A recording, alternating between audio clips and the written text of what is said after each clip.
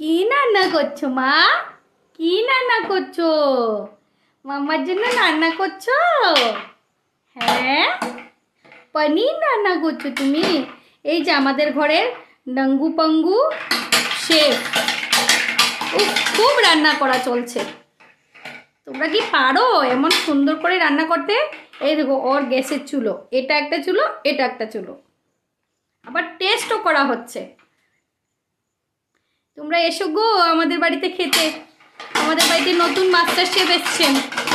খুব খুব রান্না চলছে, তোর ঝোর রান্নার। উফ, হ্যাঁ হ্যাঁ রান্না করো। হ্যাঁ, মশলাও দেওয়া চলছে। দারুণ হবে বাবা, দারুণ। উফ, খুব ভালো হবে।